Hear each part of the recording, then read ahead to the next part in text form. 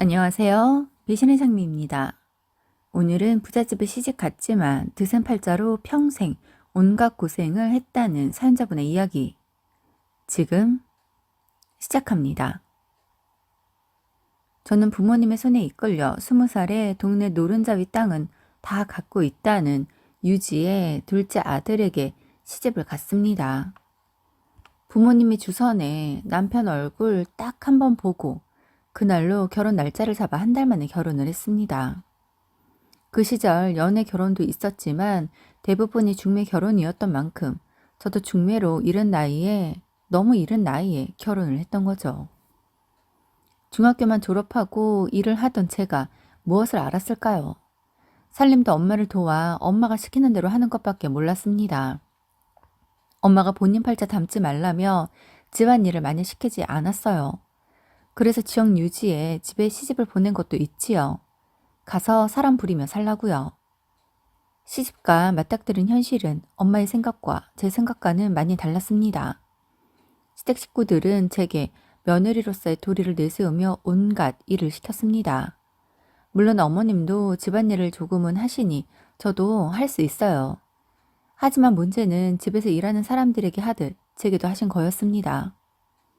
남편에게는 형님이 한 분 계셨습니다. 제가 시집을 갔을 당시 집에는 아주버님 내외도 계셨습니다. 두 분 사이에 아직 아이는 없었어요. 형님은 귀티가 나는 게 한눈에도 참하고 아름다웠습니다. 형님은 늘 어머님과 함께였어요.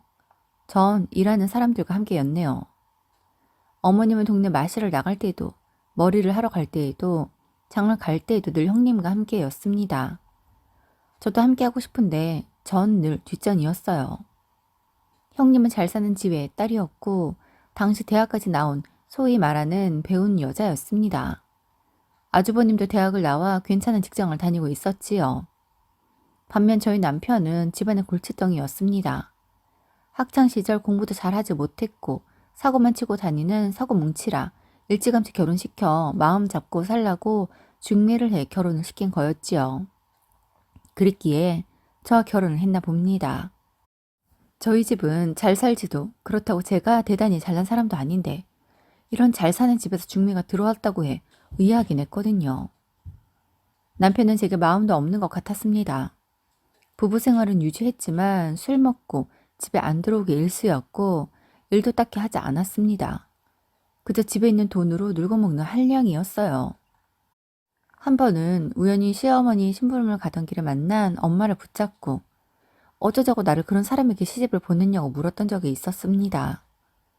그러자 엄마는 배고른 것보다 그런 사람이 남편이더라도 잘 사는 집에서 따뜻한 집에서 사는 게 낫지 않냐고 합니다. 사람은 망각의 동물이라고 하지요.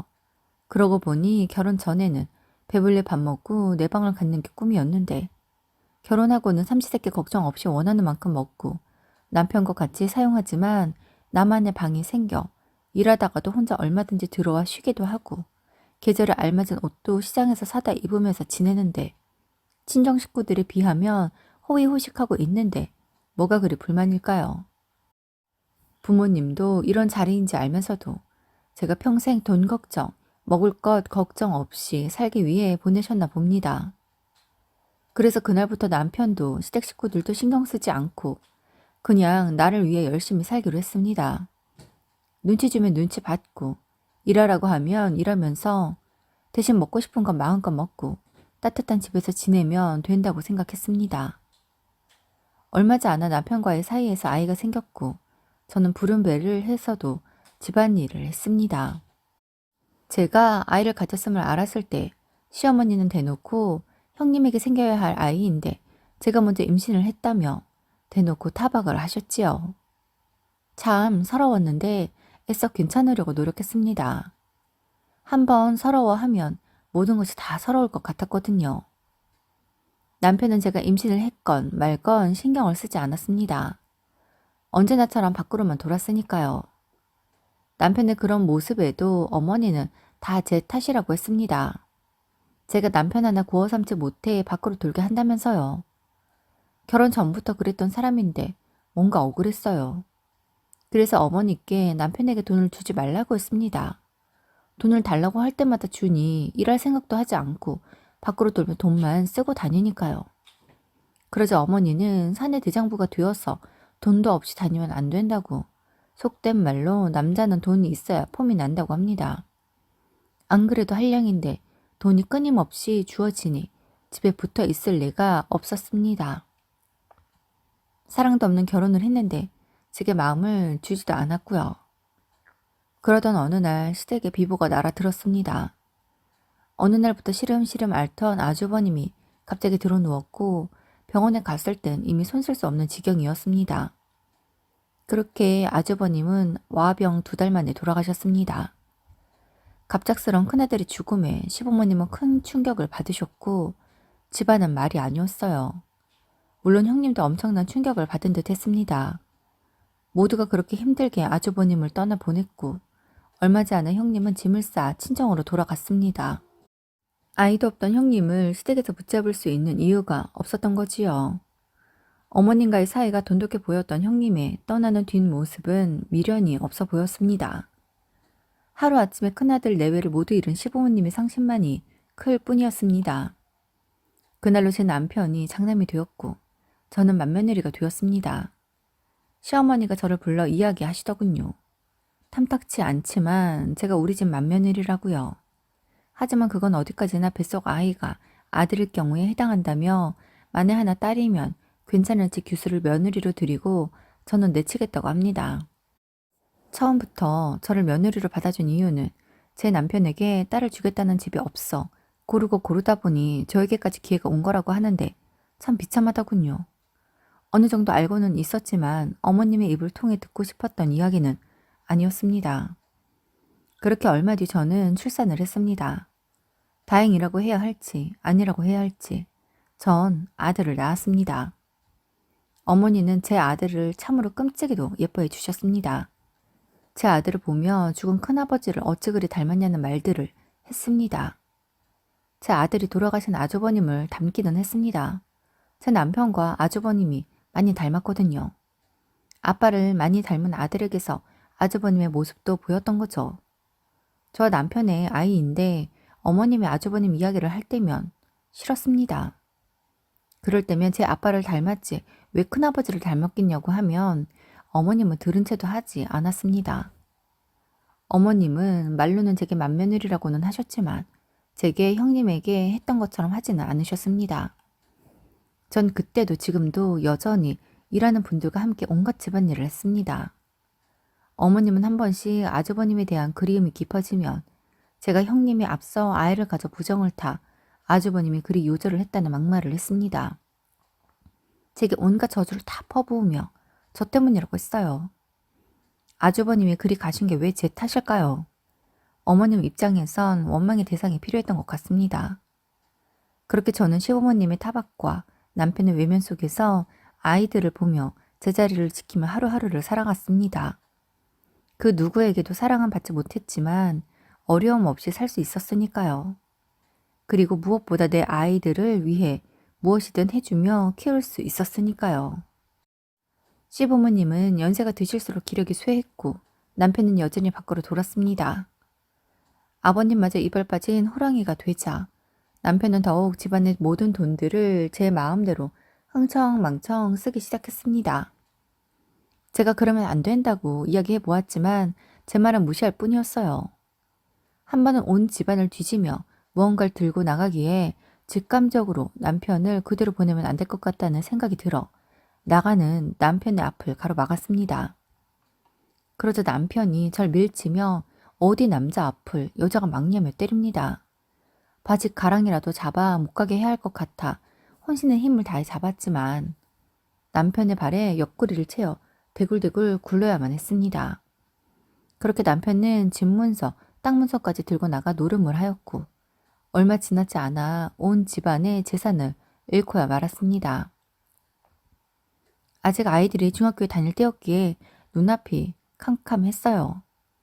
제가 이 집에 더러워도 치사해도 붙어 있었던 것, 내 새끼들만은 걱정 없이 공부시키고 입히고 먹이며 키우고 싶어서였는데 이제 그럴 수 없게 되었습니다. 남편은 그 길로 가 소식이 끊겼고 저는 시부모님과 두 아이를 데리고 허름한 단칸방 하나 겨우 구해 지내었습니다. 그 많던 재산 하나 없으니 당장 입에 풀칠하기도 어려웠어요. 먹는 것은 둘째치고 아이들 학교를 보내야 했기에 무작정 일거리를 구하러 나갔습니다. 닥치는 대로 이 일을 했었습니다. 바느질도 해보고 시장에서 배달도 해보고 식당 주방에서 일도 해보고 아무튼 뭐든 다 했습니다. 그렇게 꾸역꾸역 하루하루를 붙잡아가며 어떻게 세월이 가는지도 모르고 살았습니다.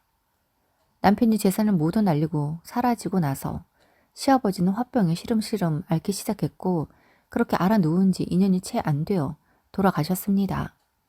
시아버지가 돌아가셨을 때 친척들에게 소식을 알렸지만 이젠 망해서 어렵게 산다고 그러는지 그 누구도 와보지 않았습니다. 어머니는 괘씸한 것들이라며 분해하셨지만 그간 일가 친척들에게도 잘 산다며 못되게 구셨기에 돌아온 대우라고 생각했습니다. 그렇게 저 혼자 시아버지를 보내드리고 아이들을 위해 정신없이 살았습니다. 시어머니를 모른 척하고 싶었지만 이제 남은 피부치라곤 저희 아이들밖에 없었기에 냉정하게 내치지 못했습니다. 시댁에서 온갖 일을 해야 할 때면 그렇게는 시어머니가 원망스러웠는데 그런 일들을 모두 해보았기에 일을 찾기는 쉬웠습니다.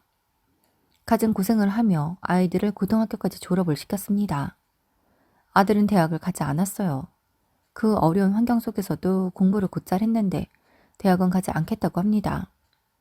우선은 일을 하며 돈을 벌어 제 어깨에 짐을 덜어주고 싶다고 하네요.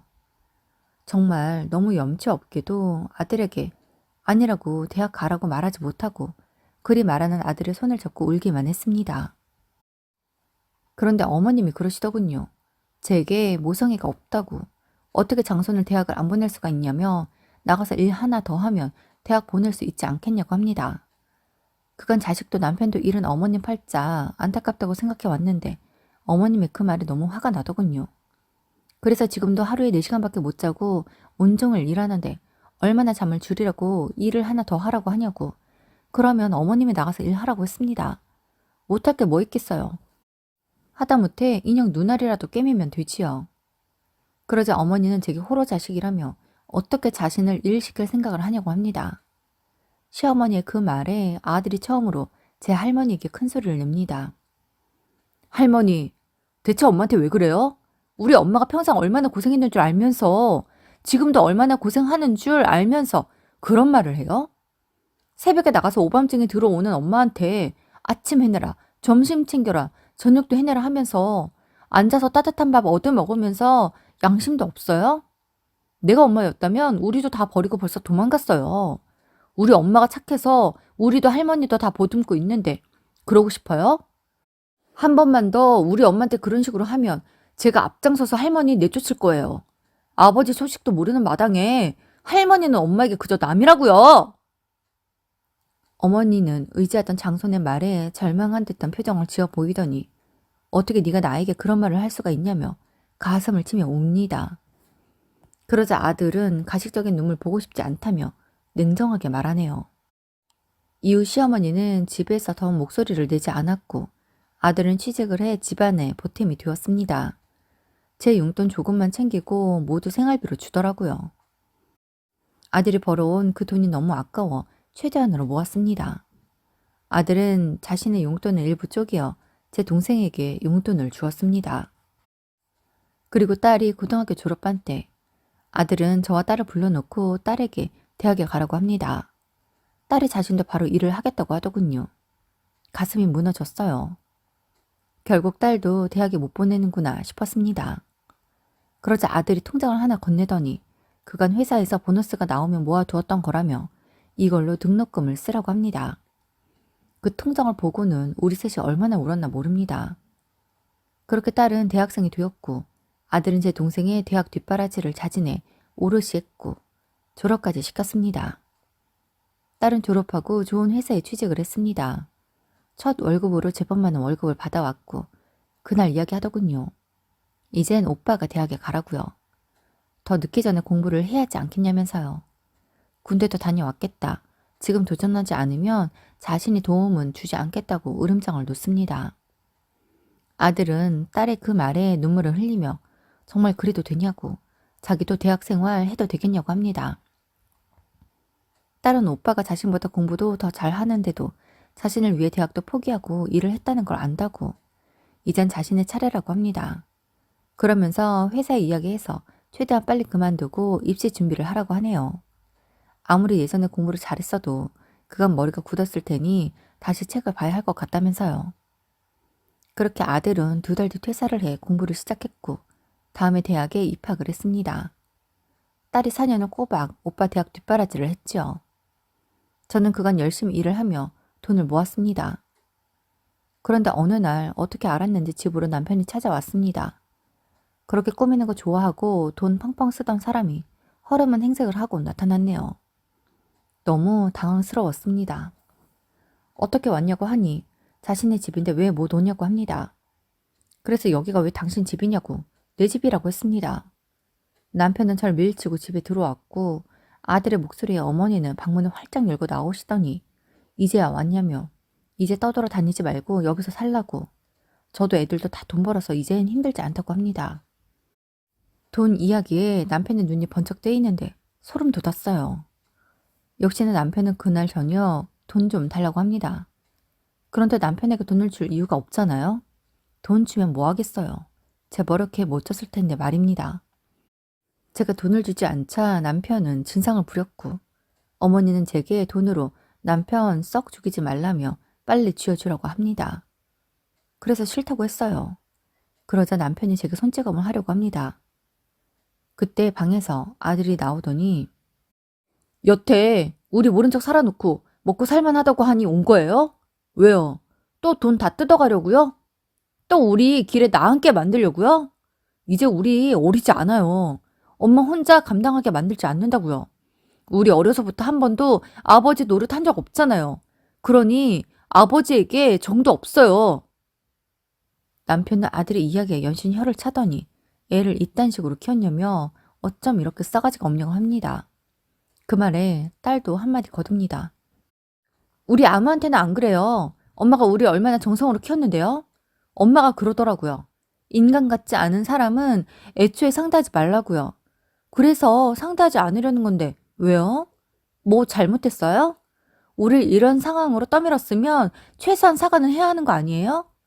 하긴 사과할 줄 아는 사람이면 그때 그렇게 떠나지도 이제와 나타나지도 않았겠죠.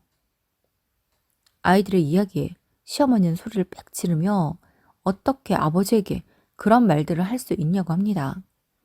그리고는 제게 돈 버는데 급급해 애들 인성교육을 하지 않아 이 모양이라고 하네요. 그래서 네, 누구 덕에 먹고 사는데 바쁘고 돈 벌기 급급해 애들 인성 못 가르쳤나 봐요. 그런데 저도 그런 것 같아요. 그래서 말인데요. 두 모자가 손잡고 제 집에서 나가 주세요. 라고 했습니다. 제 말에 남편이 화를 내더니 제 뺨을 내리칩니다. 얼마나 세게 치던지 눈앞에 번쩍하네요. 깜짝 놀란 저는 순간 귀도 멍하고 정신이 없었습니다. 그런데 그 순간 제 아들이 남편의 뺨을 한 대 때립니다. 그러면서 이건 절 평생 힘들게 해서라고. 그리고 또다시 한 대 때리며 이건 자신들을 평생 아버지 없는 애들이란 소리를 듣게 해서라고 합니다. 그리고 나가라고, 빨리 나가라고 소리를 지르며 어머니와 함께 밖으로 떠미네요. 저희 아들이 키도 크고 체격도 좋아 남편도 어머니도 한번 어쩌지 못하고 그대로 쫓겨났습니다. 그러면서 아들이 한 번만 더 찾아오면 경찰에 신고를 하겠다고 합니다. 그날 아들에게 고맙다고 했어요. 평생 제가 끊어내지 못하던 것들을 아들의 도움으로 끊어내었으니까요. 이후 어머니의 남은 짐은 딸과 아들이 모두 챙겨 집 앞에 내놓았고 얼마 뒤 그 짐은 없어졌더군요. 누가 훔쳐간 건지 어머님이 가져간 건진 관심도 없습니다. 남편과는 딸과 딸의 지인의 도움으로 이혼을 했습니다. 중학교까지만 나와 평생 살림과 일만 하느라 제가 아는 게 너무 없더라고요. 혼자 해결할 수 있는 일들도 극히 제한적이었습니다. 그렇게 전 진정한 자유와 나만의 가족을 얻었습니다. 그간은 같이 살지 않아도 등본을 떼면 있는 남편의 존재가 너무 싫었었습니다. 그로 인해 내 인생이 이렇게 꼬였었으니까요. 그런데 이제는 등본을 떼어도 나오지 않으니 가족관계 증명서를 떼어도 나오지 않으니 좋습니다. 아참, 아이들은 모두 결혼을 했고 지금은 저 혼자 지내고 있습니다. 하지만 외롭지 않아요. 아이들은 모두 인근에 살고 있고 며느리도 사위도 너무 착한 아이들을 맡게 되어 오지 말라고 해도 늘 돌아가며 집에 찾아오고 절 데리고 여행도 가곤 합니다. 손주들도 생기니 세상 부러울 게 없는 인생이라는 게 뭔지 알게 되었어요. 그리고 검정고시로 고등학교 졸업장도 땄고 요즘은 방통대에도 다니고 있습니다. 참 힘든 삶을 산다며 매일 밤 모두 잠든 시간에 숨지게 울곤 했는데 말년에 이렇게 행복해질 줄 누가 알았을까요? 저 잘 살라고 중미한 친정 엄마는 돌아가시는 그날까지 제게 미안하다며 우셨는데 이제는 저 잘 지내는 모습을 보고 하늘나라에서 더 이상 울지 않으시길 바랍니다. 아직 제 인생은 현재 진행형입니다. 남들보다 고난의 시기가 길었지만 앞으로 남은 인생은 꽃길만 가득할 것이라 믿으며 오늘도 행복함에 눈 떴고 즐겁게 지내려고 합니다. 오늘도 함께 해주셔서 감사합니다. 지금까지 배신의 장미였습니다.